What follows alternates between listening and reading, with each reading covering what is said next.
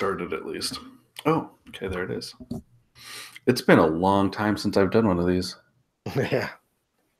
It's been okay. Yes, it is, John. Yes, it has. John, edit. John, here. edit here. John, wait, don't edit here. Let's Wait. like hang out for a little bit. John, don't edit here. John, okay. Seriously. I took Dean to see the Spider-Man. Yeah, did you like that one? It was great, but that movie is intense, bro. Yeah. Jameson Luke was like, "Oh yeah, I took my daughter to see it. She's in kindergarten." I'm like, I took Dean to see it, and he was like, this is a little intense, Dad." And I'm like, yeah, this is a little intense. It is a little intense. It is a little intense. I don't know what Adam saw. Was I sitting next to Adam? I don't think I was sitting next to Adam. We took him to see it. He was there.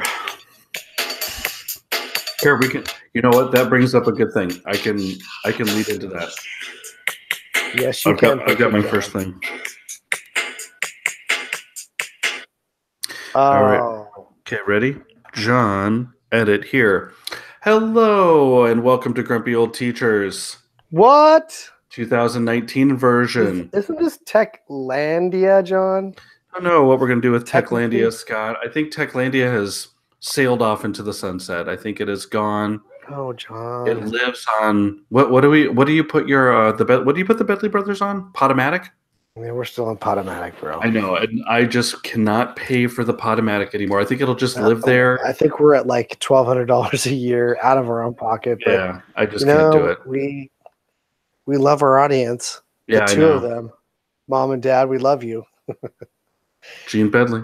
But yeah, it's rough. And you know what? I would go with Anchor today. Yep. So we'll try and do that. I'll try and see if we can get Scott Bedley is trying to put me on the straight and narrow and get me podcasting for 2019. So let's see if this can do it.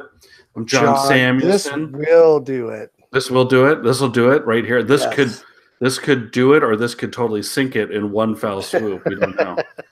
John Samuelson. I'm an innovation strategist up in Portland, Oregon, Beaverton School District. Beaverton, what up? I'm one of the grouchy old teachers and grumpy grouchy, whatever you want to call us. And down in SoCal is my main man, the one, the only, in the South Bay, right next to David Terrio. I am Scott Bedley, a.k.a. Scott Bedley. A.k.a. the good-looking one of the Bedley brothers. Not really anymore. Oh, no, I'm sorry. A.k.a. the kind of stinky one of the Bedley brothers. Yeah, kind of, and not very smart one of the Bedley brothers. Not very smart one, right. If I had a low, John. If I had a brother, I'm sure I would be in the same boat as you, Scott Bedley. John, I made it higher than him on the teacher of the year rungs. Yeah, he's way better of a teacher than I am, so it doesn't really matter. I know. You know what? He doesn't. He seems like a no nonsense kind of guy. You know, he just wants to just do his thing, right? He's not a pomp. He's no pomp and circumstance. No, and that goes along with his diet, John. Of pine needles and kale. Yeah, you know what? He's on to dehydrated fruits now. Oh. John, Timm Bedley is all about the dehydrated fruits. He has a dehydrator, and anything he can dehydrate, potatoes, tomatoes, whatever he can dehydrate, he will dehydrate. And he'll eat it later on during his workout. That's the thing. Is I guess dehydrated during your workout increases muscle mass. Gosh. That's a Colin McGregor thing. And to think that he's, 59 years old. No, John. Totally underestimated that. He just turned 61. Oh my God. Good. I really found a great place in a retirement facility. It's fantastic. Did he get his ARP discount for that too? Yeah, 100% he did. Okay, there we go. He's legit. He's legit. Anyway, sometimes we grouch John, and we're talk almost about ARPing stuff. It too, though. We're what? We're almost ARPs too. Oh, I get ARP stuff all the time in the mail. What are you talking about? Of course I do. They want me to start right away. We're we're a duo that likes to talk about teaching, but we also ramble, but we do like to grouch, and we like to tell it like it is. We do. And so I'm going to get right to the bottom of this with Scott's first question, which he doesn't know is coming his way right now. And I was just thinking about this as he was playing Push It by Salt and Pepper. Peppa, sorry. Scott, I've heard rumors that when Salt and Peppa go on tour with Debbie Gibson, Tiffany, and New Kids on the Block, that they are charging, and I think the New Kids on the Block are the headliners on that. They are charging $1,000 for a meet and greet, and you can sit on the stage and watch the concert and like hang around with New Kids on the Block after, and they have like a little bar on both sides where you can just kind of sit. Are they still the New Kids on the Block? They are still the New Kids on the Block, and they are still all of them together. So it's New Kids on the Block. Who else? Debbie Gibson, Tiffany, and Salt and Peppa. Dude, Tim Bedley has a personal connection with Tiffany.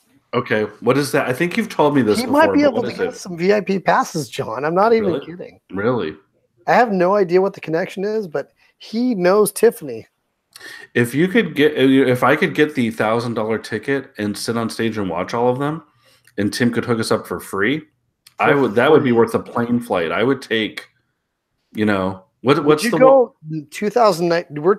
This is our fifth. Is this our fifth year, John? Doing 2019? That's what they tell me. They tell me it's the fifth year. Would you go the entire year doing the kale pine needle diet that Tim has done for so many decades now?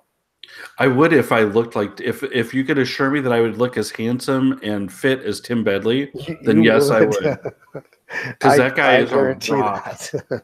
That guy could bench press a gazelle. Sorry for any coughs tonight, John. I've been sick for like 3 weeks. Thank you, parents. By the way, thank you, parents, for sending your kids to school sick. I really appreciate that. I'm sure it was some other place that I got sick, but thank you. Thank you, parents. Thank you, parents. On a more serious note, on an educational note. All right, so let's. Is this podcast about education? It's not anything. Josh Stumpenhorse just like jumped in and was like all about this podcast. Josh Stumpenhorse. You mean Maker Librarian Josh Stumpenhorse? The ISTE keynote. Closing keynote Josh Stumpenhorse? Dude is legit. Josh is a really nice guy. He's really fantastic. like Josh. If we're gonna sit there on New Year's Eve and talk about people we're thankful for. Oh gosh. I think one time I was voxing in December.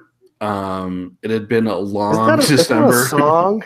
It sounds like it could be a song by the Counting Crows. Duran Duran, like a really slow one from Duran Duran. Oh my goodness! But long December. Sometimes you're sitting there, and not that I can vox in my car a little bit, and I think I just kind of did a 5-minute, just didn't think about it, stream of consciousness kind of. I'm really tired of this school year. I need to get the winter break kind of vox, and into the only group vox that I'm still in, and Josh Stumpenhorse is in that one, and he actually came back to me privately and said, dude, I'm with you. You ever just want to, he's like, I'm not sure I can solve your problems, but he's like, if you ever just want to vent, let me know. And I was like, and Josh, that's just the kind of, because he's a Chicago person like myself, the Chicago Midwestern people, I mean, it is a stereotype, but I think it's true for the most part. It's a stereotype because it's kind of true, right? Yeah, totally. So, I mean, Midwestern people. Did I ever tell you about the time when John, I do want to dispel some like West Coast myths. The people that were born and raised in California, are very welcoming, very neighborly, but there's a lot of transplants here. Mm-hmm. And they were trying to escape stuff, and they wanted to come here. They don't want to talk to anybody. They want to do the California thing, quote unquote. But the people that are Californians, they know about the 5. They know about the 405. They know about the 55. They know about the 57. But they really are welcoming and loving and in the same kind of spirit. It's just different because there's so much transplant here. Mm-hmm. But I know what you're saying about the people in the Midwest. They're fantastic, and I They keep just going, want John. to. I was just going to say the one thing that I thought was funny was I had a professor, and I've probably even told this story on this podcast before. But the short version is he taught at the University of Maryland. He went somehow and went over to Eastern Illinois University where I went to school, and they did this like questionnaire where if the world was going to collapse and fold in on itself, and you could go into a shelter and save yourself, and it had all these like qualities, like there was like a great chef, but the chef couldn't like reproduce or whatever like that, right? And he said it's so funny because in the East Coast they all take people that will make them comfortable while they're in the bomb shelter, and he's like in the Midwest it's the complete opposite. They will take people of lesser character as long as they can reproduce, because in the Midwest the state of mind is we're going to save the world. And in the East Coast, it's like we're already doomed, so we might as well enjoy ourselves before, on our last, years on Earth. Isn't that so funny, though? And what's the West Coast like? I don't know. Well, he didn't teach in the West Coast, so I don't know. Maybe I don't know what we should. Listen, John. There's some amazing people on the West Coast. We will talk about one specific one that has impacted so many people later on, and we're going to ask you to like go and donate and be real with her too, right? Oh yeah, for sure. Yeah, for sure. I think that I think that's what I do like about when I used to go to the Q conference and I used to meet people. I think that the educators in California, there are some really, really great educators that have that kind of quality too, like that Midwestern quality where they want to share things. They're not really looking to, I think that that's part of the problem. You're talking about me ghosting on social media, and I pretty much I've withdrawn because you see a lot of things, and if you go to enough conferences and different things, it's amazing how many people just kind of want to, they're not real. They want to just publish a book. They want to publish a book or whatever they want to do. And that's fine if they want to publish a book. That's all good. But I don't know. I mean, it's interesting.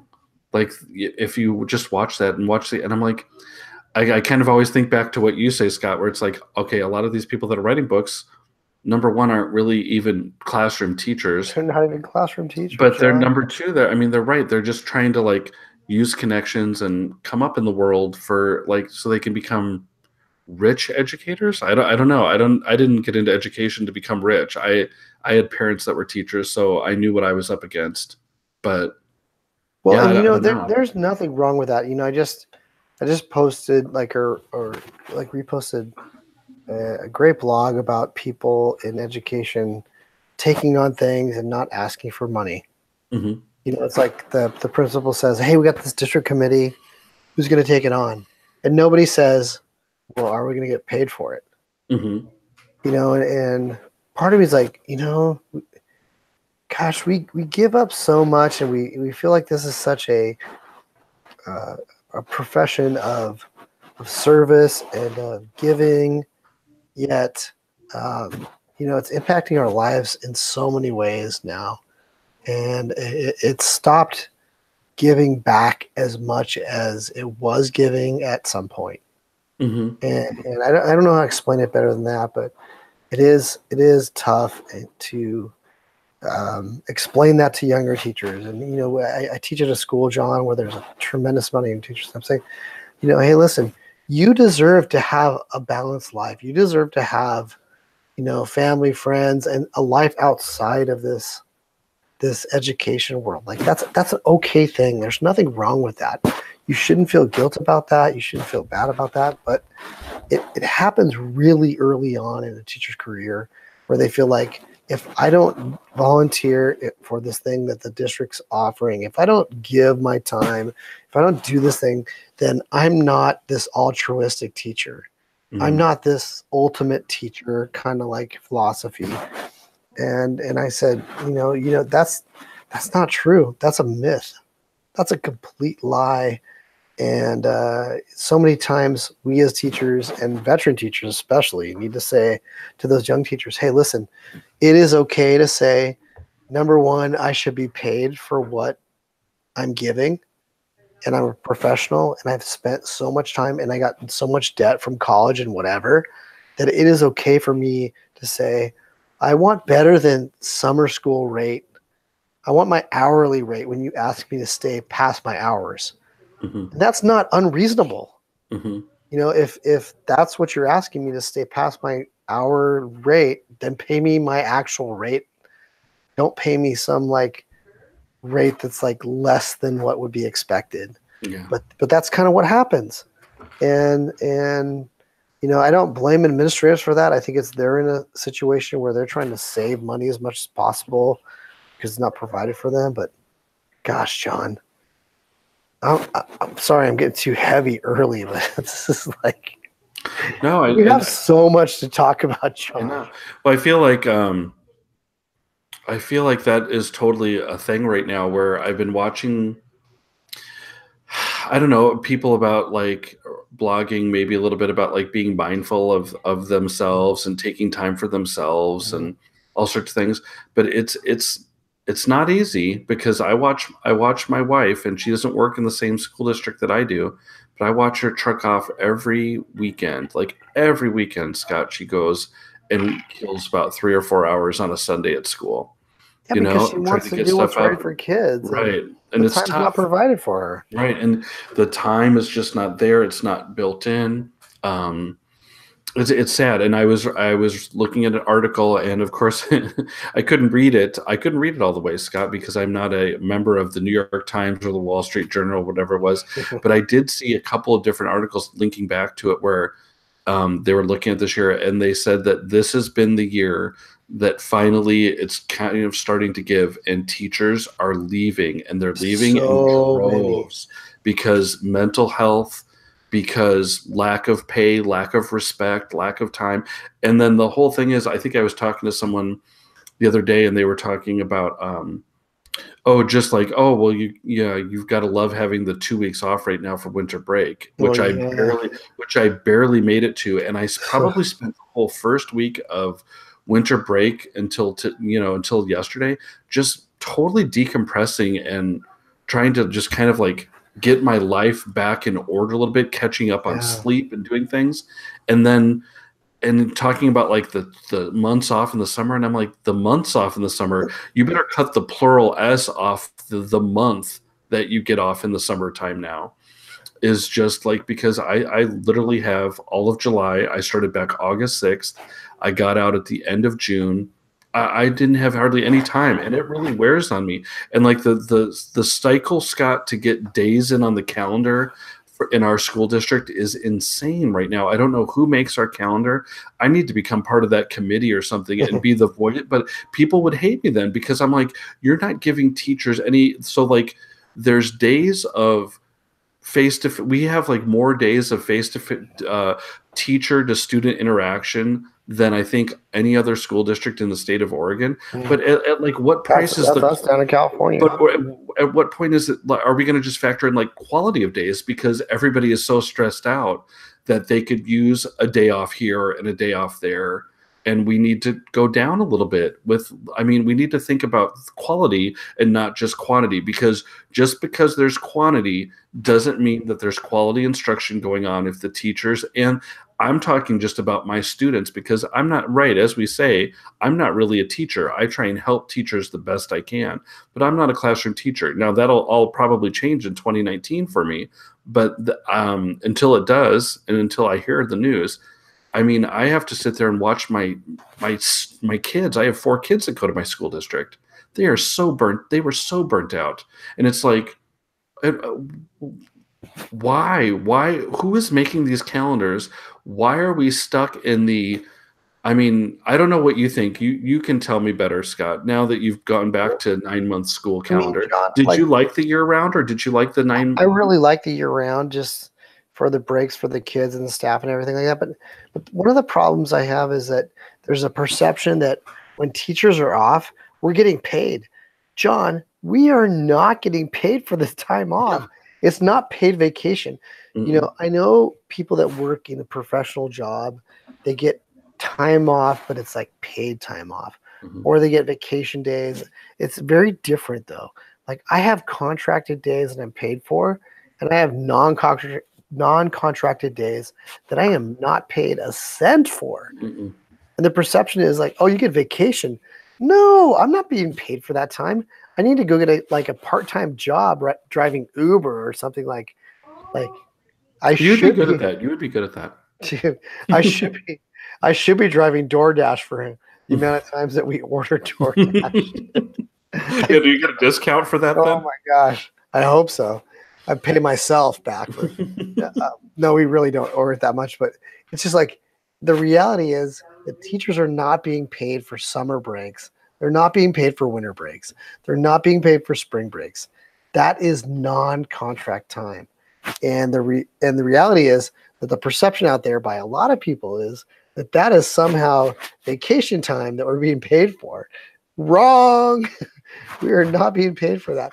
But many teachers are in their classrooms, like I will be this coming week, working to prep so that I can provide the best experience I can for my kids, because I love my students, John. I love them. I love the teachers around me. I love the people I work with, but I can't not do a good job. And so I'm going to give up my own personal time with my family, with my son who I love, it's just like I'm giving up that kind of thing. You're giving up that kind of thing, John. The teachers out there are giving up those kind of things. And there's no benefit. I'm not getting a raise from it. I don't have like a better chance at a promotion because of it. It's purely because I don't want to let the kids in my classroom down because I love them so much. I would say almost it's the opposite. I would say almost, and for people that don't really know education, you're going to get penalized for it, because what they're going to do is, if you're a teacher that cares and you're competent and you can build relationships with students, you're going to get students that have trouble. So you're going to get the students that are more likely to be like frequent flyers and get trouble and get sent to the principal's office and things like that. I mean, there are so many times when that happens and you're just like, boy, there's sometimes, and I mean, I don't know, I guess you consider it a compliment, or you're a person like me that doesn't, like, I complain about things, like I complain about the system. Like I think the system of education is broken. I don't think that kids are broken. I definitely don't think teachers are broken, but I think the system is broken. And so it's like, it's like I want kids that, like, if you think that kid is going to go with this teacher and they're going to have a horrible time, then I would take them. But at the same time, that's a lot of like patience and wear and tear on myself too. And so then it's like, and the responsibility, John, for you to not only be teacher, but now to be parent and provide opportunities for kids to learn about like resiliency and like character values and like so much more than just teaching them is incredible. Like the burden that is on your back as teacher has changed in the last 25 years because two parents are working. Like it's almost impossible to have one parent working in our society, which is really weird because that's what we should have been like moving towards that. Instead, we've moved away from that.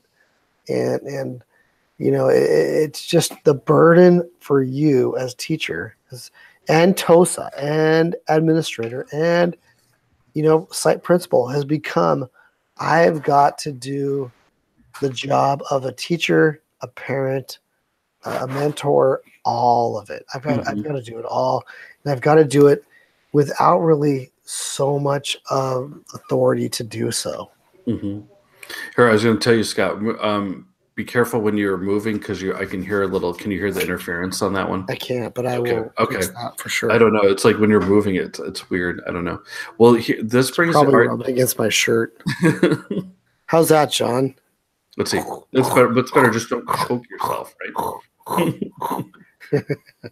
Sound like Sorry, Darth. everybody out Sorry, there. Scott Bedley is now turned into Darth Vader. If you give it, you know what, Scott? Here's one because you'll like this because I was chatting on Twitter, and I know you'll probably fall over. I chatted with a person that was the 2014 Oregon Teacher of the Year. Okay. He's your people right there because he's cut from your cloth Teacher of the Year material. Hey, listen. But no, I got rejected. You know that, man. I got my. But you were a finalist. I got pulled. Yeah. So just kidding. Anyway, so I was talking with him a little bit because I saw a blog post they'd written about kind of what he's a special education teacher, okay? Mm-hmm. And so what he was talking about was when he did this when he accepted his award for Oregon Teacher of the Year in 2014, he had bruises on his body because, and this is something I'm becoming a lot more aware of because as a TOSA, I can roam around to different schools and see different things. And just hearing the stories from my wife too, who teaches in a different school district. And man, I'm telling you, there are a lot of teachers that are almost getting like abused by and getting physically beaten by students. And I'm not talking about, he's talking, I think he was a middle and high school teacher. He's a little bit older. I'm elementary, as is Scott. We're elementary guys. But I mean, even in elementary schools, there's a lot of teachers that are taking, especially in special education, like some serious abuse from some of these students. And I don't think there's a lot being done about it. And I think that this is becoming more of a recent development. And I was talking with another educator somewhere else, and I said, I've taught in different states. So I was like, I don't remember this in Texas that much. Right. But then Marnie my wife reminded me, she's like, no, you do remember this. And I'm like, oh, I kind of do. And somebody was saying that it's more of a West Coast thing where it's almost acceptable for special education students to be able to beat on their teachers. John, I just think it's a matter of I don't know, man. I mean, have you heard anything? Have you heard anything about, like, I've been hearing for sure I have, John, firsthand accounts from people now, and I'm like, oh my goodness, are you serious? No, it's something that's widespread. Well, I shouldn't say widespread. I don't have the evidence. I think it's becoming more of a problem, though. It's something that's happening. That's maybe people are becoming more aware of. Mm-hmm. I think for a long time, teachers kind of take things, and sadly, teachers take things and they don't stand up for themselves because it's about that student, it's about that child, and it's tough, man. It's tough. It's tough to be a special education teacher. 100%. I will say that there are a lot of times when I don't know. I don't know how I've in my group of people that I work with. I don't know how I've kind of taken on the role of the special education teacher. I think it's just because of my son. My son and I deal with special education because he's autistic, so he goes through a lot. So I always am very conscious and try and help. I feel like there's a lot of times, though, we always talk about everything trying to be equal. And I feel like there's a lot of times where the special education department gets totally forgotten about. Oh, for sure. You've got a grade level chair. Like, I'm sure you're the grade level chair for your grade level. Are you the grade level chair or just Jameson? Did you guys have grade level chairs? No, I am the grade level chair for. Okay. Yeah. Right. So then it's funny sometimes because I'll go and talk at schools to the grade level chairs, but then they won't include there's a couple special education classes and they won't include like the special education teachers. And I'm like, oh, I wanted to talk to them too, and it's almost like, oh, really? I'm like, yes, I do. I want to talk to everybody in your school. I want to include everyone. Emotionally disturbed children, autistic children that have a hard time communicating. I want to talk to them all because they're all at this school, and it's just funny sometimes how special education gets, I don't know, just left out. And I will tell you right now that I went to my son's IEP that last week, right in December, and it was the last day that it was due, and they're like, we've got to get this in. And I really couldn't be happier with his two teachers right now. They're really, the way they talked to me about what they were doing, I was like, that's exactly how we should be doing education. She's like, we're trying to tie his math into real world skills. Like, we're not trying to get him to write 3-paragraph essays. We're trying to get him to respond to emails and read emails and write with a purpose. And for, my son who's in 7th grade. John, David Terra would love to hear this right now. Really? For all students, like the stuff that we are trying to get kids to do, whether or not they're have any kind of special needs or anything else, like, really, have we really thought about this? We just keep going and going, and it's I don't know. It's interesting what they talked about, just even like in the IEP. There are so many things that they have to talk about, right? I've been on the other end of those so many times, right? I'm usually the classroom teacher that has to sit in because they're like, we don't have a classroom teacher because it's the last week of school. And I said, I'm happy you don't, because I don't want to waste their time. Let them go to the holiday party breakfast or whatever it is. I'm like, that's fine. I'll be the classroom teacher. I'm fine with that. But it's so interesting. Oh, I don't know, Scott. It's just, I feel like these poor special, I feel bad. I feel bad for them. John, they face a lot. And they face a lot. I could go very deeply into this. Mm-hmm. We have some autism specific classes at my site, mm-hmm. and the things that they face from not only from parents, from administrators, from teachers, from all sides. It's just like, wow. That among teachers may be the toughest job there is. Yeah. Well, I remember my point was going to be that they were talking about just the rules. They were talking to me about accommodations for his testing, and I said, well, he's not going to take the test. And they're like, and I said, he didn't take it last year. I'm like, I'm sure I opted him out last year. I'm like, there's no reasonable data that you're going to get from giving my son a standardized test for a couple days, an SBAC test. And they're like, well, I'm like, can you look and see? I'm like, I'm sure I did. I'm like, I'll be sad if I made him actually take the test. And then they were like, no, we don't have any data from last year. And I'm like, right. I said, so don't worry about telling me about the accommodations, because I'm opting him out this year too. I'm like, there's nothing. And I said, unless you feel like there's something to it, Right. And no, there's nothing that you can tell my little 7th grade son, who's kind of operating at like a 2nd or 3rd grade level. There's nothing you can tell him there's nothing you can give him at a 7th grade level that's gonna, and he's just gonna start to mark stuff. He doesn't care. Sure. He doesn't care. He would care if you told him to, because he's a good kid. Yeah, that's what I always start off with. He's such a nice kid. At what point is it really important to say, like, it does matter? Like, that doesn't matter. Mm-hmm. It doesn't matter. It just, in the words of Bill Murray, it just doesn't matter. I was just thinking that. Just doesn't matter. Say it, everybody. It just doesn't matter. It just, no matter how many. No matter how many times Camp Mohawk. It doesn't. That is such a good. I was watching that movie the other day, just the end of it, and I was like, "Oh, I love Meatballs. It's such a good movie." Bill Murray. Somebody like ripped Meatballs, and I'm like, "No, you don't. Don't even talk about me." That is like, yes, it's horrible, but yes, it's brilliant. It's good. It was good. You know what movie I like with Here, we can get off a little bit. Well, let's get off deep stuff for a second. So I like.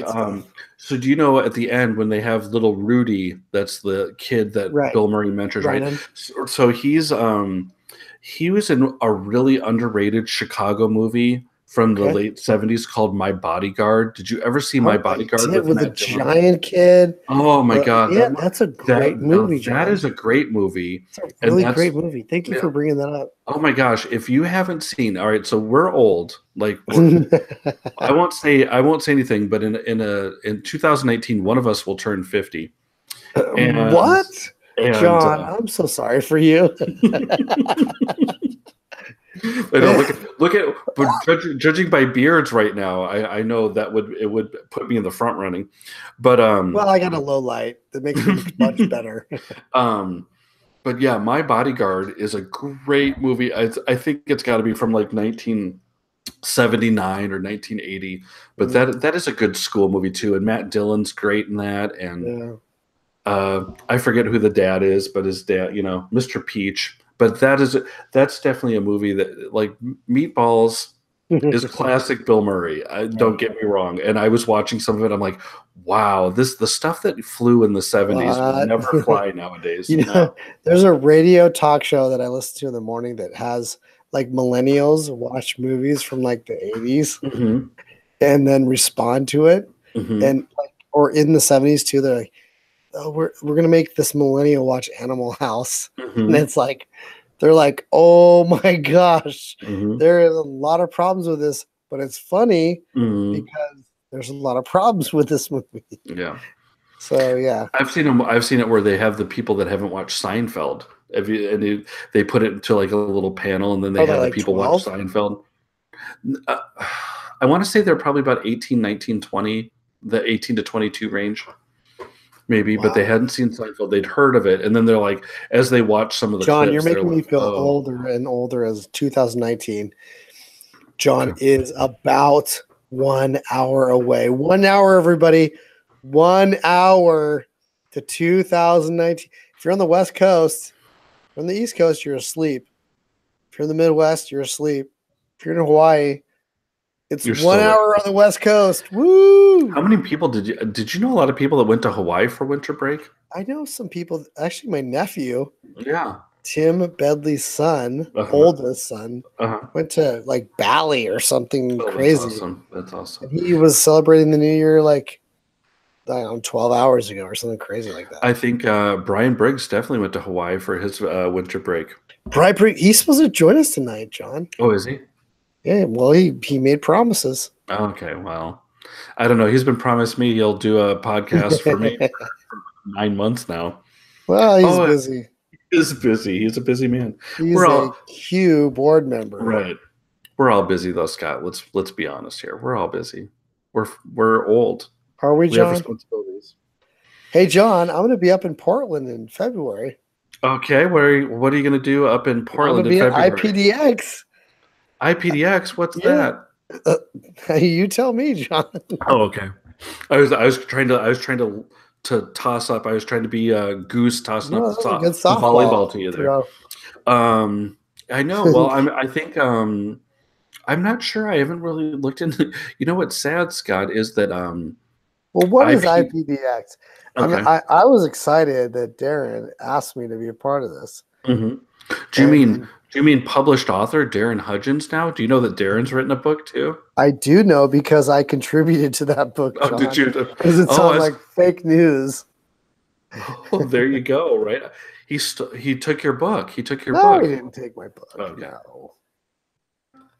But you contributed. Well, Darren's up here, and so Darren is one of the people that got me to come to Portland early on. And I'd like to thank him for that a long time ago, probably 2013, 2012.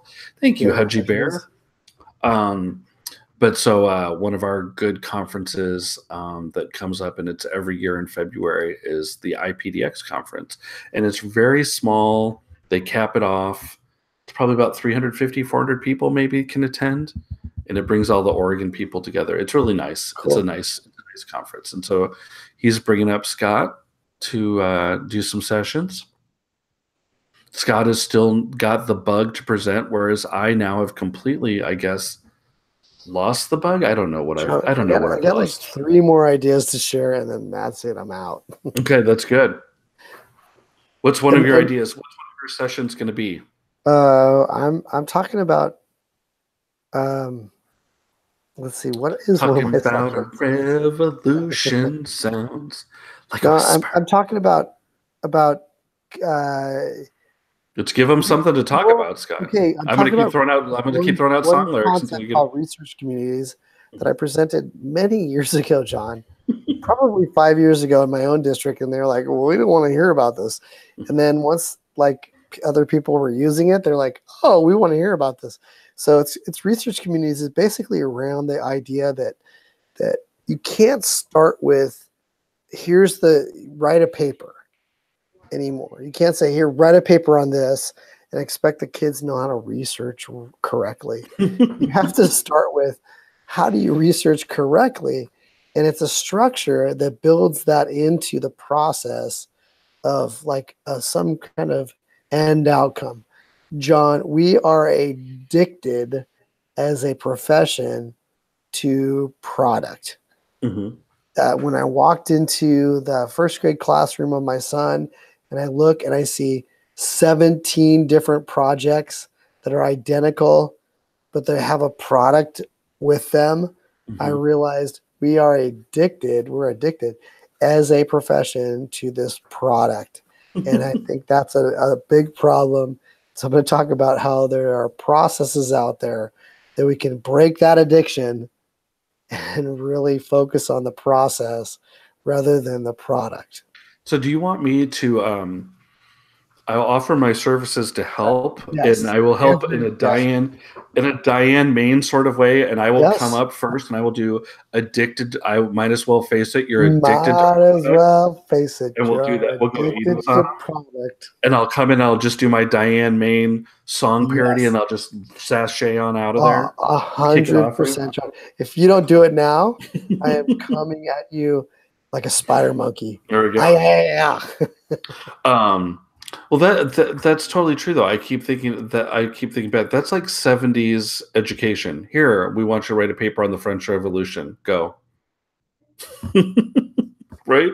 Here, now I'm looking in the microfiche section of my library, right? Because it's the 70s, so I'm in the 80s. When you think about learning is not a product, it's a process. Right. Right? But we are so focused because we have to provide grades and all the other things that we need to provide for test score, blah, blah, blah, blah, blah. You add in whatever you want to add there. We are so focused on the product. And this is not a new message. No, you just said you did it 5 years ago. No, well, this is not a new message for me either. There's so many people out there have been talking about process. It's just like, hey, well, what are the processes? Because a lot of people say, don't focus on the product, focus on the process. And they're like, well, what is the process? I'm going to actually give people the process. There you go. I like it. That's good. Why do you think it's so hard for people to move away from that? Why is it so hard for people? I've been thinking about this a little bit. Why is it so hard for people to change? Teachers, I'm talking about just educators now. Why is it so hard for them to change and not like? I was talking to someone, and it's like, I don't know. John, I blame Steph Curry. You blame Steph? Yeah, 100%. Because if he didn't keep scoring like he does, then we wouldn't have to keep scoring like we do. That's right. There we go, Steph Curry. Steph Curry's the man, though. He's to blame for all our problems in modern education, John. Steph Curry. Boy, all right. Well, Steph Curry, if you're listening, you can come on the show and debate us then. There we go. I'll throw it out to him. But, when we're sitting there talking about just it's tough because we're trying to get this computer science kind of initiative going in our school district. Right. And it's hard for people to wrap their heads. It's hard for a lot of people to wrap their heads around like, well, why are we doing this or whatever? And then I'm just like, that's what I kind of tell them. I'm like, you know what? It's okay. We're going to do this with like Scratch programming or block-based programming. And sure, 5 years down the road, there could be no block-based programming, whatever. But what you're going to do is you're going to have students work together. They're going to collaborate. They're going to try and work through problems together. And I said, I'm like, I don't understand why that is so much tougher I would rather have students that actually come out of there kind of knowing how to collaborate with people, or at least have better skills or at least more adept at it, or solving their own problems, than breezing through all this content. Like, I've got to get through multiplication by to the hundredths place. That's that by this production, part in December, and it's like they've got to produce. Yeah, they've got to produce, and I don't know. I don't live that way, and that's why many administrators hate me. But then again, I don't know. It's the factory line, John. It's like you got to produce. You produce, and if you're not, what are you doing wrong? Like it's no. I don't have to produce. I need to produce learning opportunities for the kids. If I don't produce learning opportunities for the kids, and by the way, I apologize for my voice. It is shot, John. I've been sick for like 2+ weeks. Again, thank you, parents, for sending your kids to school sick. But it's just Scott Bentley. That's what we always say. That's what we say. That's what we say when somebody gets hurt in fantasy football. I go, "Oh, Darius Geis is out with a knee injury." Sorry, Christina Lewis. Darius Geis. Sorry, Christina Lewis, that you can't even recognize my voice. No, it's just like it's frustrating though, John, that people don't recognize the value in something that you're trying to do, because it goes not against, but it doesn't match up or align with the standardized testing. Right. John, you're not doing things that'll help my standardized testing scores. So it's not valued. Or then it's like pacing, since I'll just have to go back to math, since that's what I was teaching before I left. And it's just like, we used to do the everyday math or whatever, and it was like the pacing guides for it, right? It's like you have to be boom, boom, boom, and they'd give these like suggested pacing guides, and then I'd be like, people would get ahead of the pacing guide. They'd be like, "Oh yeah, look at this! I'm cruising. I'm going to, go ahead and, I'm killing it this year." But it's like, really, how much are the students really learning, or are they understanding and comprehending everything? Just because you're trying to get through everything and you throw stuff at them doesn't mean they've mastered it in any way, shape, or form. You know what I'm saying? So it's kind of, I don't know. It almost goes with the whole thing I was talking about with quality minutes instead of quantity of minutes. It's not the quantity of topics you get through. It's kind of like the quality. Have you interested the students in it? Those kinds of things. Well, Scott looks like he has stepped out for a quick break. That's interesting, because he's like, "Yeah, John, we know we don't want to hear your stuff." So anyway, I will stop for 1 second. Let's see. I'll have to mark what time this is. 11:10. What time did we start? 11:10. What time did I start this bad boy? 10:02. Okay, hour and 8 minutes in. Pause for Scott Bentley.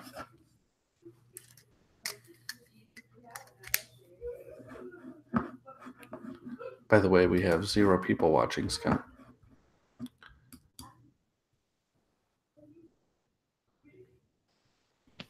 Yeah, John. No, I mean, I totally hear what you're saying. I was trying to stretch it as long as I could. It wasn't there. But anyway, I mean, right. So it's like, it goes back to like the pacing chart. Well, I was just saying, it's like pacing charts. Right. Oh, right. And it's like, they're just a guide. They're you don't have to sit there and live or die with if you're not where you're supposed to be on the pacing chart at that time, especially if your students aren't interested or aren't getting it in the first place. Teach it so that they at least understand it, or for math, or at least they love it or whatever. I don't know. Hey, John, can I share with you a personal story? Oh, please do. Is it one I've heard before, or one that I haven't heard before? You may have heard the story before.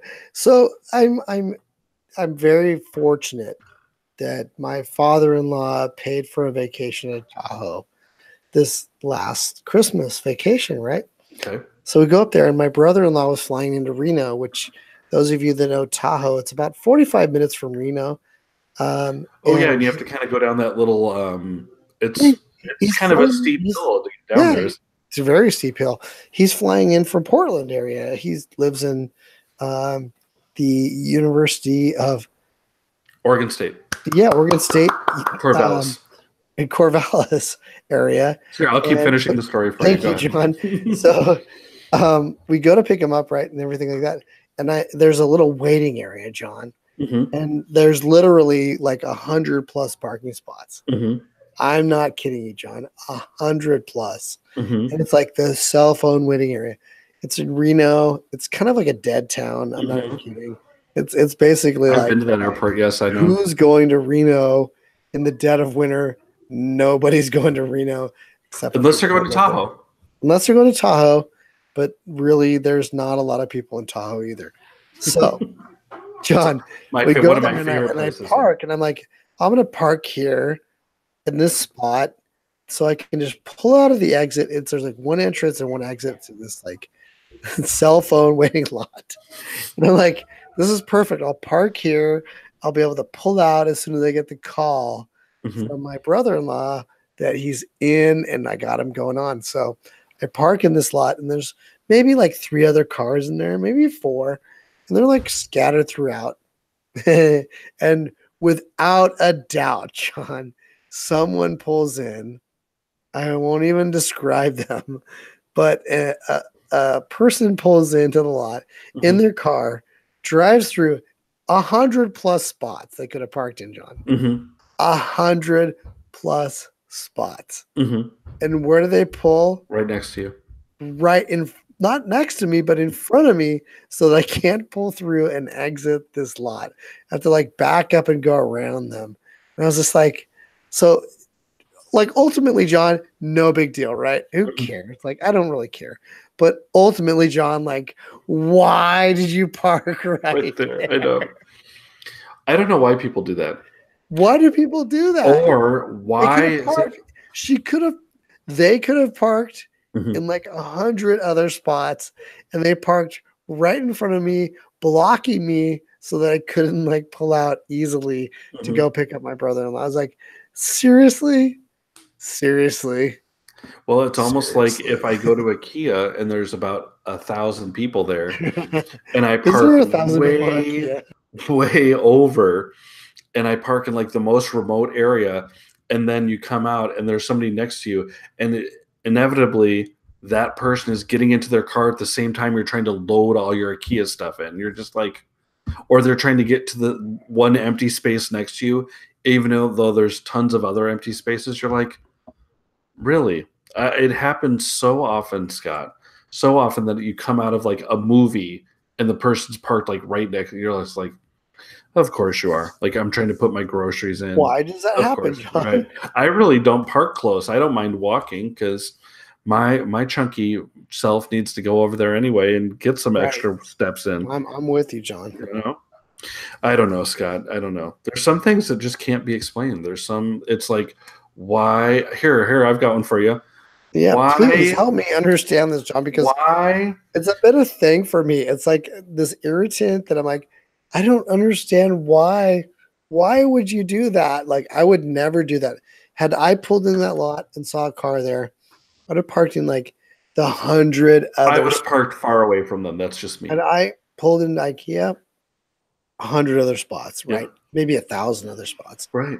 I just wouldn't do it. Like, I don't understand it. I don't understand either.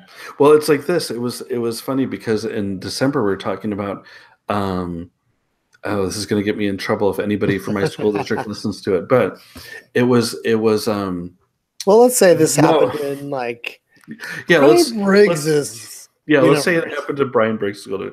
No, so I'll fess up to it. So it was just funny because we're sitting there and the administrators actually wanted some training from our team, and I was like, oh, that's awesome. What are we going to train them on? Well, they want to know how to use their iPads. And then I was like, and so they went on. They're like, well, so they really don't know how to use. So then they start experience live too. So then I just kind of sit there and you can like see the little tension. And so then they're like, well, I'm like, I just started thinking, I'm like, well, we're going to have to be really basic with them then, right? They're like, right, we're going to train them on the basics. So we try all these little stations to train them on the basics of iPads. And then as we're planning it, I said, wow, I said, did I just fall asleep and wake up? Is it 2013? Why is education always 5 years behind is what I want to know. Everybody laughed, but it was so true. It's like, really, you administrators, you want to use your iPads now? really? That's so interesting that you want. And then after we kind of showed some of them, they're like, oh, I'd really like an iPad. I'm like, they've been out for almost a decade. Where have you been? Do you not have a cell phone? It's like a little iPad. Do you not know? So I'm Oh my gosh, John. on my station, I was teaching them how to use the camera, Scott.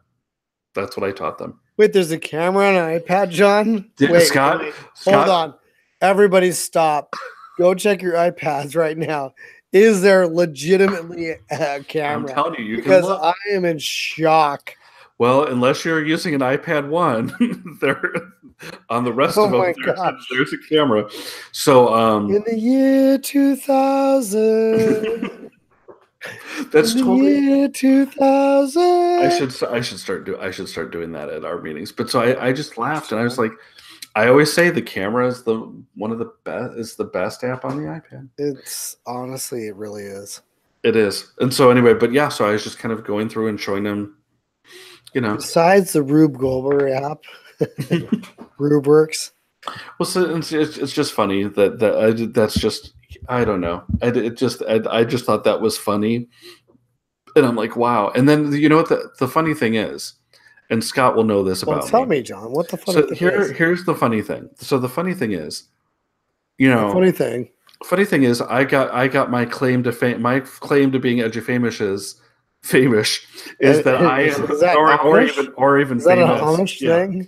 I'm famous. Yes, I'm edu-Amish. Is you know, I know a lot about the iPad. I was iPad Sammy. That was my little name, right? Wait, stop.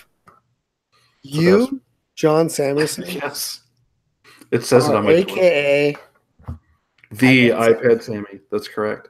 So anyway, no, stop. So as we're sitting there planning it all out, do you think anyone on my team asked me for hardly like any, like? Wait, you think you're doing iPad stuff? We're doing iPad training. Nobody even really thinks to ask me the iPad Sammy. I'm the iPad Sammy. I'm sorry. Legitimately. Globally known iPad Sammy. Globally known, at least known in 3 different states. that I've taught it. That John Samuelson. And then they're like, hey, we got to deal with these iPads. How are we going to do this? Who should we ask? I don't know. No, they all just started going, and then I was like, I just kind of kept listening, and then I was on the bright side. iPad Sammy? We could tweet at him and see what he says. They don't even think to ask me. That's so funny. But you know what the funny thing was? Dude. Is that while they were sitting there, funny, but I'm really honestly in my heart sorry that they missed the opportunity to take advantage of the leading mind, one of the leading minds of iPad use in the classroom. Oh my gosh. I know, it's so funny. But so anyway, so on the bright side of that, while they were sitting there talking, I was just listening. I hadn't used the Notability app in a while. We had pushed that one long time ago.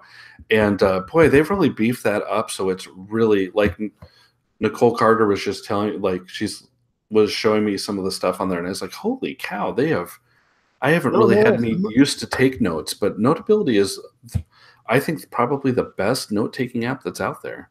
Now, some of the things that Apple's done with the iPad, you know, Timm Bedley lost horribly in a debate on the Bedley Brothers show 5 years ago, maybe, or more, to Alice Keeler, the AK-47, on iPad versus Chromebooks. Oh, yeah. But the reality was that, like, there's some incredible uses for the iPad that the Chromebook will never, John. No. Never be able to do. Never. And then I think we're starting to see some of those things come out finally after people are like, oh, well, I can Google search and I could do this on the Chromebook, but like, what else can I do on it? Like, right. What else can you do on it? Right. You can take a test. Right, you can take the standardized test, which is one of the main reasons, right? You know what I think is funny? There's a guy that I work with, and it was the first day 5 years ago that I worked in Beaverton, and these guys had written a grant, and they all wanted MacBooks for their fourth graders. They wanted MacBooks. Nice. And so I was, and I'm with them. All right, so the parameters were. Was that Ryland? No, it wasn't Ryland, but the parameters were. It was funny though, Scott. It was an all male team of fourth grade teachers. There was 4 male fourth grade teachers. It was one of the weirdest things I'd ever seen. I've been around the teaching game for many years. I've never seen a team of all male teachers at one grade level. Is Bizarro World. They were all really nice, good teachers, and they're still in the school district. But we wanted a cheaper solution for them, right? And so I was like, well, why don't we just buy them all Chromebooks? And I said, there's 4 of them, right? Like, why don't we buy a class set of iPads for each side of the hallway to share? So they've got one cart over here, one cart over here. We figured out how much money it would save. It saved so much money. And I'm sure, I work with one of the guys now that we're kind of helping with that. And I'm like, I'm sure you guys were so mad. It was my first day in the school district. And I was like, I think I know what I'm doing. I'm like, you want Chromebooks, but you also want some flexibility with the iPad. And I still say there's no, like, not to disagree with Alice Keeler and not to disagree with Tim Bedley, but there's no John, you go against Alex Keeler. Mm-hmm. You go against T-Bed 63. Mm-hmm. I would never go against them. But I don't think there's the right answer is it just depends on what you're using it for. And I really think that the more people in my school district right now use their Chromebooks in 5th grade and 4th grade, the more they really want like 6 iPads to work with also to get some flexible projects done and do some creative stuff. And that's all you would need. That's all you would need. There's no one size fits all. Right. And maybe some people don't want to use that, but I'm beginning to suspect that more and more teachers in my district are like, yeah, can I just have like 3 or 4 iPads so that we can get going a little bit so I could have some kids do some stuff? And yes, that's what you want. And you want them to use their Chromebooks. And John, we've been talking about this for probably 5 years. Right. Or more. Right. That a good classroom is a blend of devices where kids have to understand how to work with a variety, where each variety has a value to it. But like, how do we provide that opportunity for kids? And it's like, man, my voice is shot. I know, that's okay. Let's talk about something real quick here. So let's go into this, Scott Bedley, because I was just looking at this. Top 10 things in 2019 Top 10 things that you think are going to impact. And I'm gonna say something that's going to shock you virtually. Okay. Virtual reality. John, Oculus. I wanna write a grant for Oculus. I can totally see that. That would be good. That would be good for you.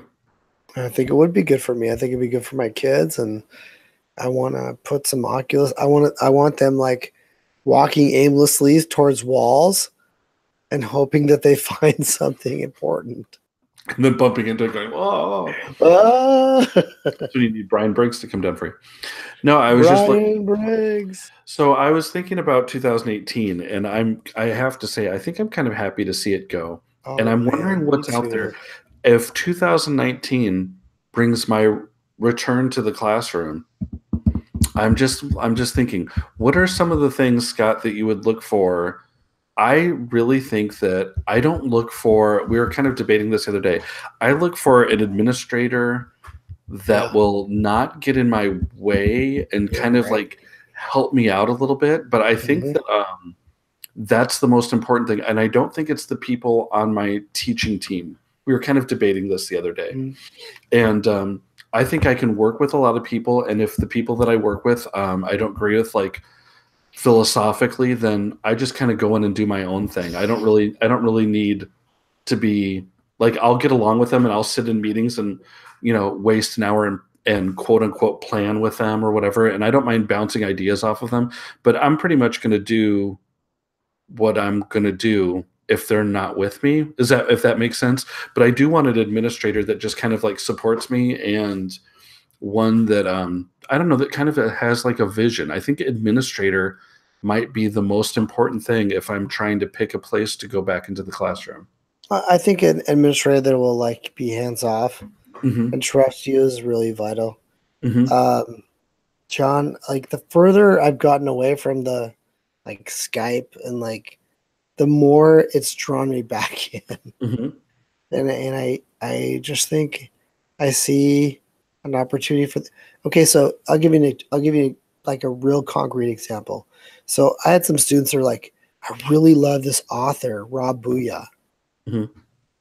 Like Booyah, and he's like a Bouye. Yeah, I really love this author. I haven't He's heard of written him. this book. He's written multiple books. And so I tweet at the guy Hmm. and he's like, yeah, I'll Skype into your classroom. I Yeah. was like, oh my gosh, this is incredible.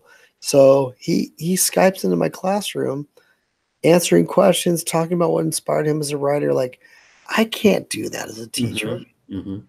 But what he did for my students was like so valuable. And it took me like literally like seconds to do. Hmm. And time and time again, I keep seeing these opportunities to go beyond the classroom and use a tool like Skype. It doesn't have to be Skype. It could be whatever. It could be Zoom. It could be whatever you want to connect with other people beyond the classroom to inspire your students. It's like, oh my gosh, why are we not doing this so much more? Hmm. Because we could be inspiring so many more kids to do things that are like connected to a real person doing their real passion, making a real difference. And that's hard to replace in a classroom setting unless you do it with a real person. Hmm.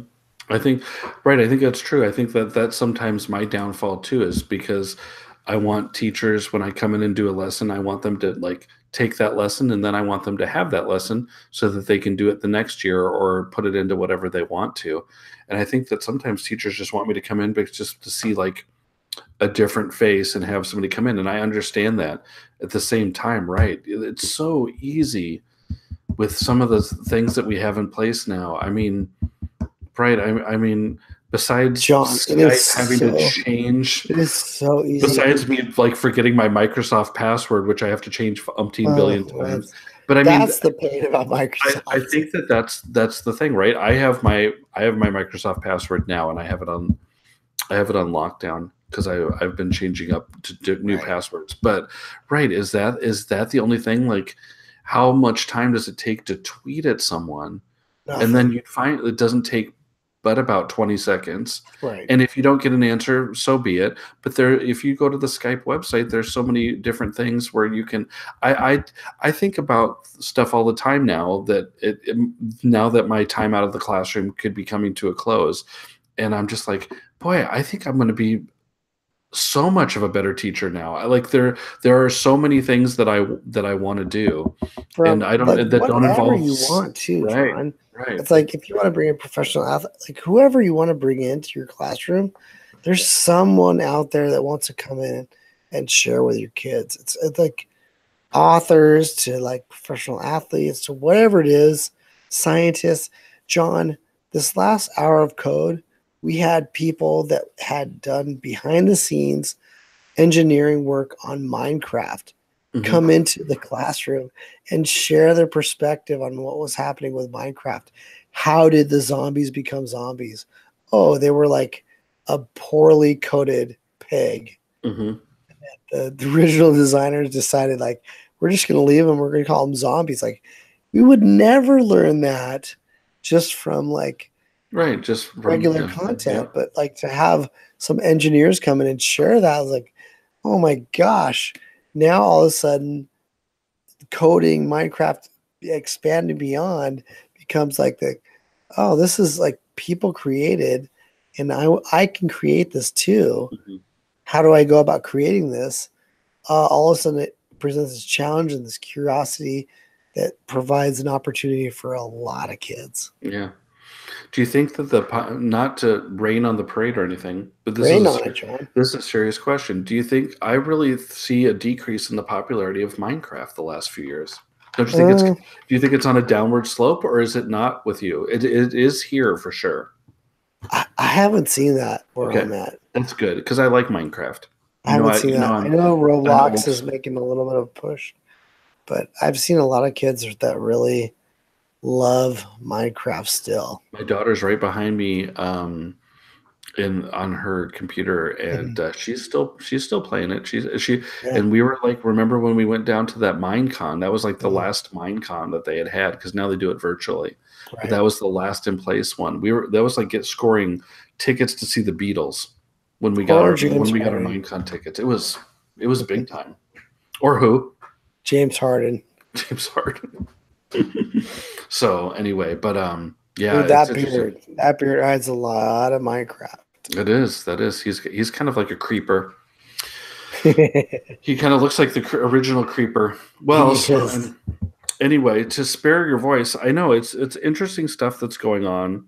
John, we've got 27 minutes until West Coast. Dude, don't even think about it. You're not 100% going to make it. No, you're not. I will charge forward. I was getting ready. All I need is some water. I was gonna get ready to let you off the hook here, and I think I was gonna. Do not let me off the hook, John. No, I was gonna go see what my family was doing. I was gonna go hang with them. What?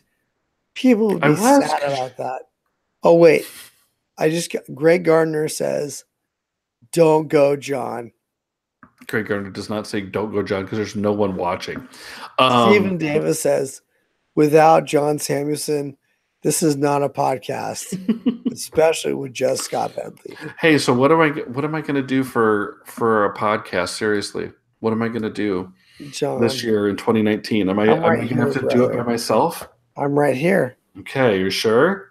I love you, dude. There's a lot of people that have been letting me down lately. I don't want to name names. Brian Briggs. John, have I? I did a. You know what? I was 5 years of love on Techlandia. Goat, grumpy old age teachers. That's right. And of course, there's challenges with time and all this stuff, and voice. But John, voice challenges. Here for you, dude. I will do grumpy old age teachers all the time. You just name it. Okay. Carry me for a little bit so I can go get water, but I will be here for you. Okay. In 2019, John. I pinky swear. Pinky swear. Okay. Pinky swear. All right, if you do, then that's good because I'll start to put the ones up on Stitcher then, and I'll tell the Techlandia people I'm scooting over from Podomatic. So anyway, I was just thinking about different things. So we've got a little bit of like I couldn't even tell you like goals I have for 2019. I think that seriously my goal right now, Scott, is just to survive 2019. That's one of my goals, survival. And then I don't know. I think my other goal is just to try and finish the year strong if I can and see what happens. Oh, Scott left now to go get a drink. See, I have Gatorade right here, so I'm always in good shape. Here, let me write down. Mm-hmm. He's serious about trying to keep this going, isn't he? 122.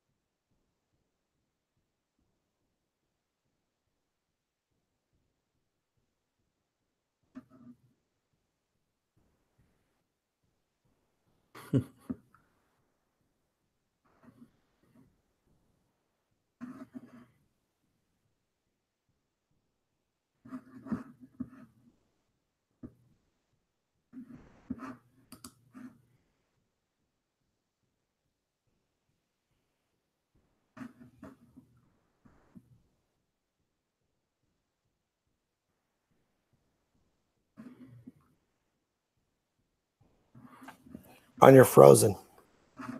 I am. No, you're not. Okay, I'm just looking at the interwebs. I'm interested to see how much work I'm going to have to do once Scratch 3 comes out on the 2nd. Have you seen like So I mean, so I've been through, I just, the beta I've been going on for a while, but the thing is, I don't think that there's a lot of my students that they like the old version compared to the new. Yeah. And I've had them try it out, so I'm at the same offer. So it's interesting because I'm gonna have to see how this plays out then. But January 2nd, I really want to see what it looks like so that I can start to, like, can I make accounts that save? Can I find a way to do it for the district? It's been a nightmare, and it's all because they've keep pushing it back. It should have been happening a year ago. They're making it hard on me. I know that it's free. I know that it's free. No, they just have a small team that works on it. They're just a small team of brilliant people, but they're also a small team of brilliant people that don't understand that if you make a classroom account that I'm going to want little Jimmy to move up from 3rd grade to his 4th grade teacher next year, and I don't have that ability. Right. So now Jimmy's stuck in 3rd grade forever. Right. In his 3rd grade teacher classroom. I'm like, how can you not know that? Right. But that's kind of MIT for you right there. I feel like those. So, anyway, Scott Bedley. I was looking at my list of, and I didn't get it this year, so I had to kind of look. I love the Spotify list. Like, they do all this extra Spotify. What are you eating?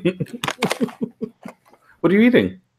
Kettle corn. Oh, kettle corn. Look at you. No wonder you can't talk. You're munching on kettle corn, so your throat's sore.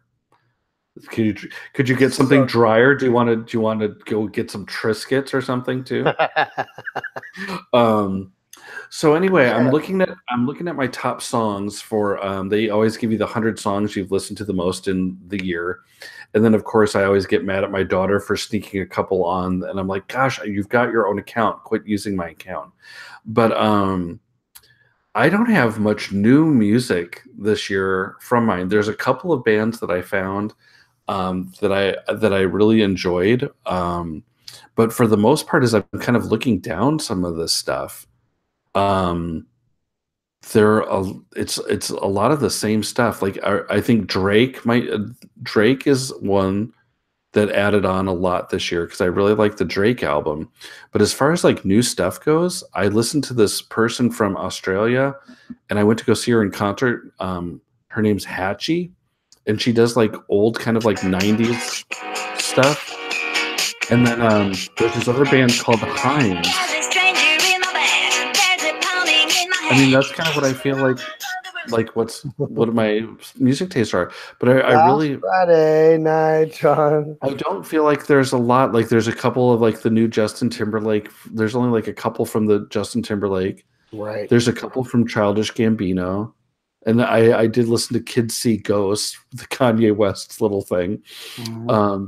But yeah, I don't think that there's anything like really new in 2018. Like, yeah, I really like I really like the Drake album, but I mean, when I look at the stuff, it's like, I listen to a lot of the War on Drugs. Do you like the War on Drugs? They're very depressing. Maybe I was depressed in 2018. I think you were, John. I know. I do like this song a lot, John. I've been thinking, I want you to be happier. I want you to be happier. Who's that? Who is that? Yeah. Are you serious? Yeah, who is it? Marshmello and Bastille. Oh, Bastille. Okay. Uh-huh. See, I feel like this is where I'm starting to lose touch with what's there. Well, Post Malone is like Post Malone. Okay, so there's another one. He's like a huge thing. Like there's been like even the Spider-Man movie we saw today, John. Mm-hmm. It's like there's Post Malone. It's like what? Mm-hmm. And Jameson Luke hates. He hates Post Malone. I don't know why. I saw something.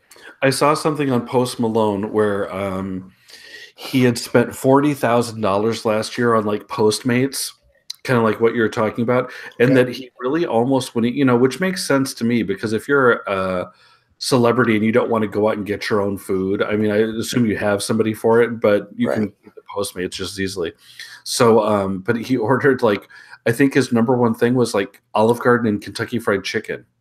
Really? Yeah, because I mean, I know that he did that whole thing with Olive Garden with Jimmy Kimmel, but yeah, I mean, yeah, that's what he's not like ordering like the probably got paid like $100,000 from Olive Garden. Yeah, I mean, he literally ordered spent $40,000 on it. He spent like $40,000 on like Olive Garden and KFC and stuff like that. I thought it's like free salads and pasta. Yeah, I mean, right. I imagine if you're on the road a lot and you're doing a bunch of touring, that's the way the artists have to make money now. Is, by the way, I will say that one of my highlights was driving. Wait, John, we are going live. Join us at IPDX in February. John and I will be podcasting we'll do a live show live from Portland, Oregon. Hilton. Airport Hilton. Come and join us because we're going to give you lots of prizes. We are. Autographs, yes. Okay. And all kinds of things. Right, John? Yeah. Who are we giving him autographs of? Oh, Tim Bedley. Okay, Tim Bedley. Yeah. I do have an autograph card right here of Kenny the Jet Smith right there. Yeah, well, you got a lot of autograph cards now, John. Look at that. Grant Hill in his Duke uniform. So, one of the highlights for me was when we decided on a Thursday night that we would drive all the way to Seattle, which is about 3 hours away.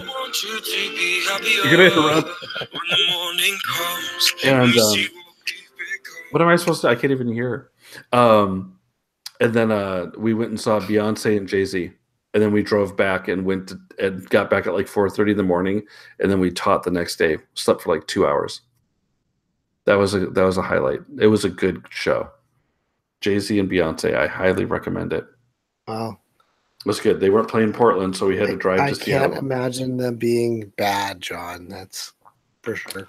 Well, Nicole Carter's a huge Beyonce fan, but she said Mrs. Carter? Mrs. Carter HLA, but she said she switched, and she said she thought Jay-Z carried the show. Well, how do you do? I know. That's why I said welcome. I said that's why I went. I said I wanted to go see Jay-Z because he's one of the few classic rappers that I haven't seen, but now I have. I can't think of too many rappers. One of the rappers that I haven't seen is I never have seen Eminem in concert. John, I think we have a future date to see Eminem. Yeah, we'll have to see. Maybe I need to come down to the show. His album cover looked exactly like the Beastie Boys. I know. Exactly. That was nice of Marshall to give a little shout out to the Beastie Boys. Yeah, there's a highlight. The Beastie Boys book came out in 2018. That's a highlight right there. For sure. Wish I could have seen them. Few highlights from 2018, John. Yeah. I don't know. What are some of your highlights? Shohei Ohtani is a highlight. Shohei Ohtani. Trump's really amazing year. Why'd you have to go there? I was trying not to go there. Okay, let's go with Trout then. Trouty. Mike Trout, the Angels. He had like MVP year, but how many Angels games did you go to with Deaners this year? 1 million. You went to a lot. We did do quite a few, actually. How many would you say you went to? Would you say you went to at least 5? At least 5, yeah. Yeah. I would say close to 10 or 12. Wow, look at you. That's good.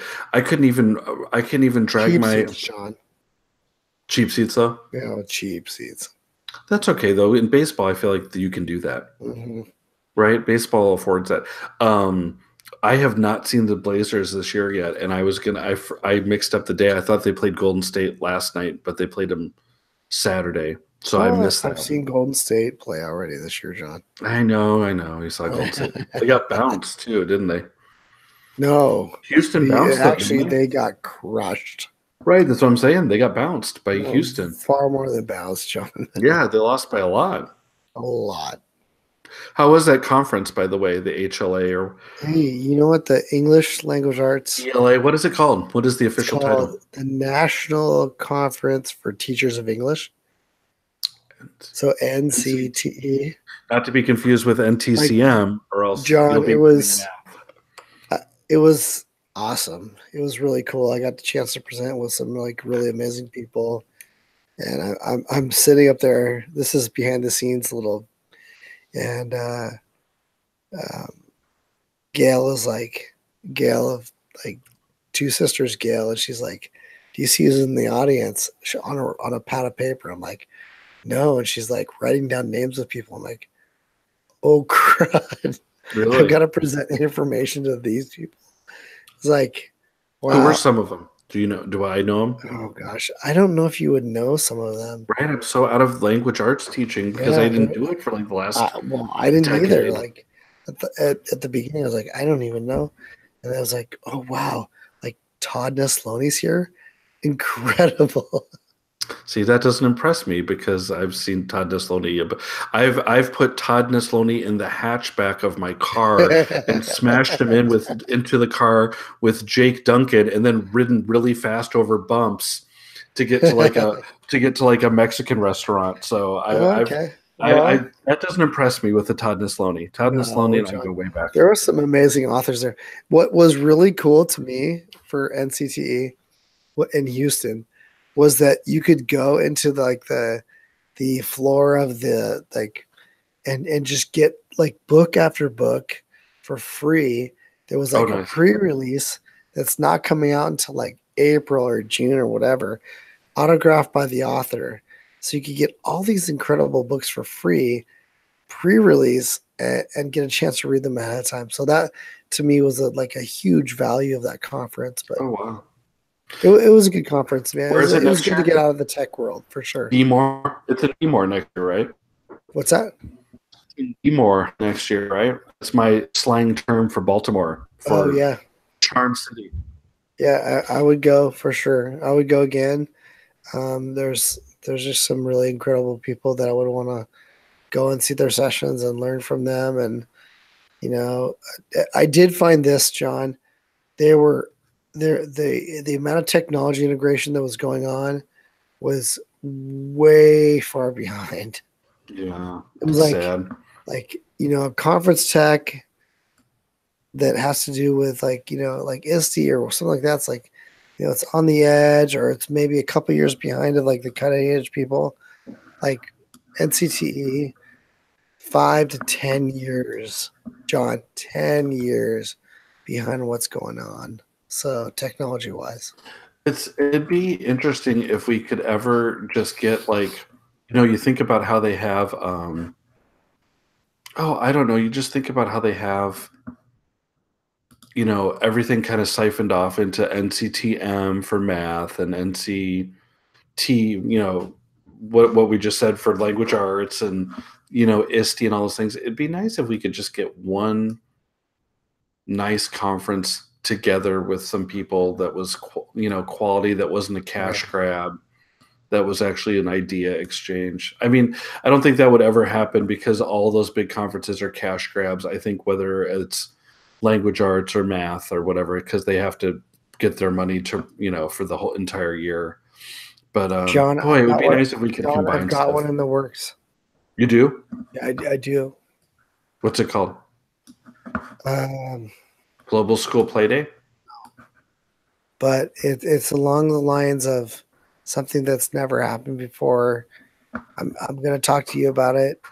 I'm going to talk to a few people. Like, it's going to be a very different kind of conference. It's going to be very boutique style, but I think you're going to love this style of conference. I think it's going to fit right in your wheelhouse, dude. Oh, that's nice. I am thinking like the conferences that I do like the boutique style. And by boutique, I mean probably like 400 people, 500 people at the most, maybe counting presenters or whatever. Together, John, boutique, I'm thinking like 100. Oh, okay. That's like chic boutique. Oh yeah. I mean, this is going to be like really small but really valuable. Yeah, I think that's the way to go. But yeah, it's yeah, that's interesting. It's nice. Did you like Houston, or as we like to call it, Houston? That's what we John, call it I in mean, Texas. Houston Houston's not a bad fits town, is now it? in one of my top cities. Yeah. I really like the people. I Mhm. really like the food. Oh, I like yeah. that it's like one of the top cities for art cars. Do you know art cars, John? Mhm. Mhm. I was like, hey, John, just FYI, we're 7 minutes away Oh, okay, don't worry. I got the from the clock on. new year. 7 minutes away. I liked a lot about Houston. I would go back there again. It was really flat though. Oh, yeah, it's fine. I mean, but you are kind of on the Gulf of Mexico, which is nice too. I didn't get a chance to get down there, but to You should. walk the city was easy. It wasn't super crowded. The convention center was fantastic. There was a lot of pluses about Houston for sure. I sometimes wonder why they always do ISTE in San Antonio for Texas. I And mean, you I know would what do they? Houston 100%. Well, you know what they I've do been to that I San think. Antonio. Like the Riverwalk's great or whatever, but I don't know, man. There's a lot of great stuff about Houston. I would go there for sure. There's the Texas Computer Educators Conference has always been in Austin. That's why I used to go to that one a lot, and they moved it now down to San Antonio. I'm still always kind of wondering. I'm like, gosh, San Antonio. I don't know why they don't just go to Houston.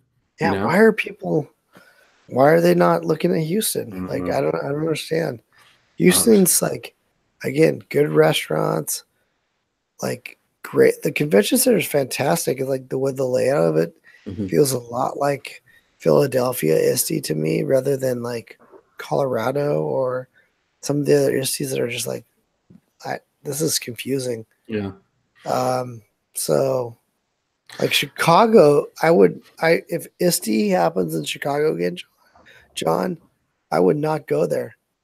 I don't think you know what, I've talked to a couple of ISTE people since they are based out of Portland. I have had the chance to run across a couple of them.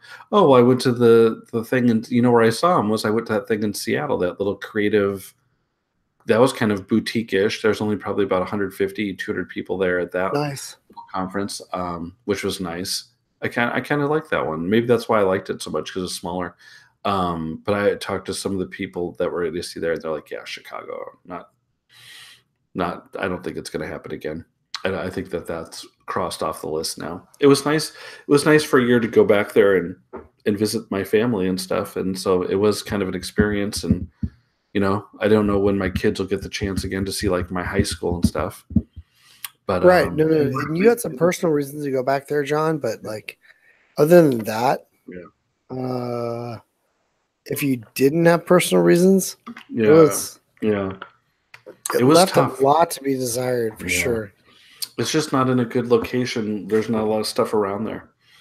So, and it's interesting, right? Remember that time we tried to hook up with Miss Geeky Teach, and she was down by the convention center, and we were already up by the, Right. We weren't there, and we were like, so Philadelphia, John, though.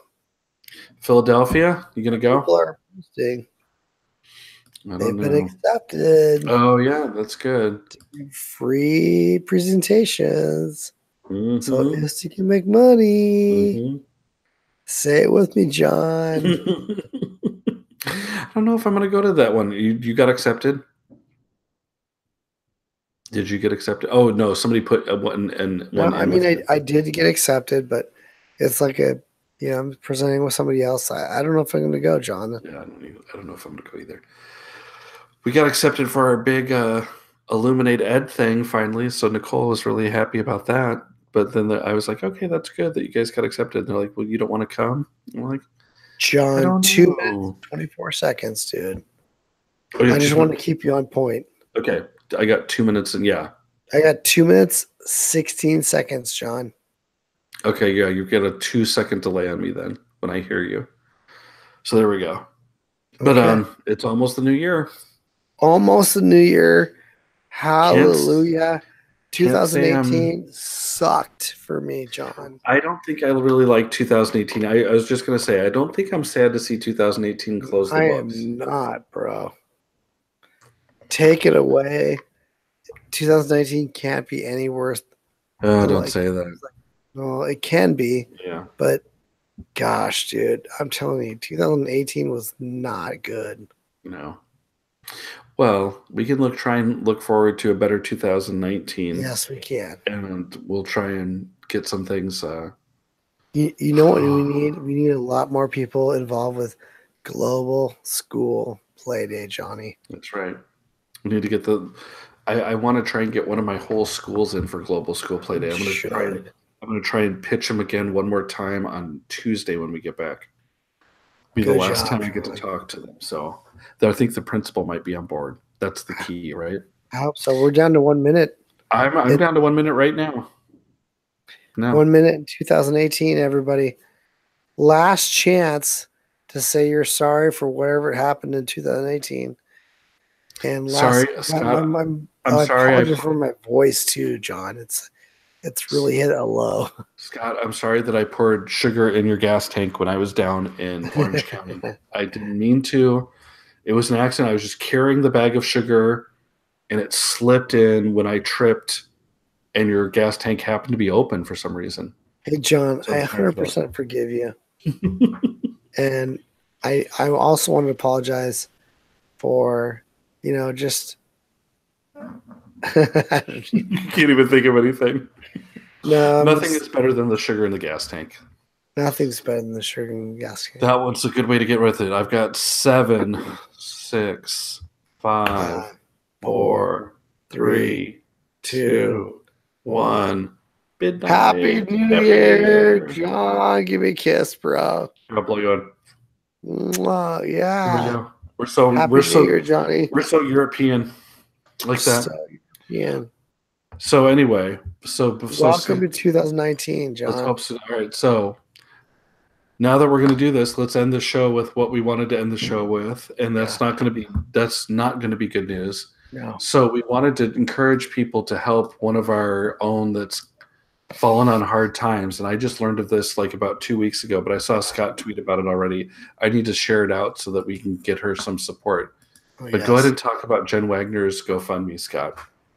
John, Jen Wagner has been an incredible, not only educator, but person that shares so much. She shared so many activities with thousands, if not hundreds of thousands of teachers. And she's facing something that we all would hate to face, and that's cancer. And I'm so thankful for her that she's owned it, put it up on GoFundMe and said, hey, I need your help. She teaches in a small school that doesn't provide her a lot of funds, and we want to help Jen Wagner. If you've heard of the Oreo Project, if you've heard of projects by Jen, she's impacted hundreds of thousands of lives when you count the number of classrooms that she's really been into, John. Mm-hmm. And I just want to say, like, Jen, thank you. And, I want to provide some help for her to face this battle, and something that's really personal to me and that I've faced in many realms of my family personally. And I know, John, that you face this as well, that cancer, God, I hate that freaking disease, dude. I hate it. And the fact that Jen has to face that and that we can support her in it is really important. It is. And she's in one of the more serious stages, right? She's in stage 4 right now when I finally heard about it. She is. So that's not a good stage to be in. So anyway, we'll tweet out the link to support her GoFundMe so you can support Jen Wagner. I remember when I went Jen Wagner for the first time, and it was when ISD was in San Diego, and whenever it was back then. And I remember her just hanging out in the little lounge part. And I know that she's good friends with my friend Greg Garner. And I think Greg Garner probably even stayed with her because I don't think he had money for a hotel at that point. And I think she put him up. And No, like she's that kind of person, John. right, she's that kind of person. All I remember is that it might have been even somebody else. It might have been our district librarian, Carolyn Foote. I know is a close friend there, and that's all I remember about her as like seeing her a few times at Q, and she's just a nice person. And it's sad that it has to come down to this, but right, a good way to help is just to help with the GoFundMe a little bit and see what you can do. Even just every little bit helps. And every little bit helps. Cancer is something I thought would be solved by, when you're a little kid. I really thought in my lifetime I would see cancer cured at some point, and it just doesn't seem to happen. No, John, and she's a person that has helped so many people selflessly. Like not wanting the promotion behind it, not wanting the book deal, John, the stuff that we as grumpy old teachers like rip on. She has been the altruistic model of what we would say, hey, here's what you need to do as an educator. And I'm so thankful for her and what she's provided for so many teachers. It's just like let's all give back to her now. Let's all show her that love, and in small ways, because she's still the one that has to face the life or death deal. Yeah, so there's that. We have that too. So we thank everybody for listening. We'll share out those links. Global School Playday, don't forget about it.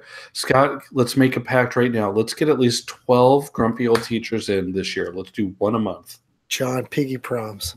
Okay, one a month. And this one doesn't count, by the way. This is December, even though it's January right now. But we're just over. But yeah, and then maybe someday we'll get that slacker Brian Briggs to do a podcast with me. I don't know. Brian Briggs, I'm calling you out. I think Ryan O'Donnell is my new favorite Check This Out member. Right? Wow. Ouch. Look at that. Talk about a person that shares a lot. Ryan O'Donnell shares a lot too. He does. There's some people that do it right, Scott Bedley, and she's one of them. So I wish there were more rainbow unicorns like that out there. But until then, we will catch you on the flip side, and we will move this. I'll probably put this podcast up on Podomatic if they'll let me, but we'll move it over to the Stitcher, and we'll try a new format, and we'll leave Techlandia. That is so 5 years ago right now. It's like it's like trying to learn your iPad. So we'll leave that one. We'll leave that one alone. We'll try something new this year. Yeah, Happy New Year, everybody. Let's try and have a better 2019. 2019 had a good 2018. I hope it continues into 2019. And if you're like me and have been really tired and kind of grumpy, I hope that you turn it around in 2019. 2018 is going to be our year, Johnny.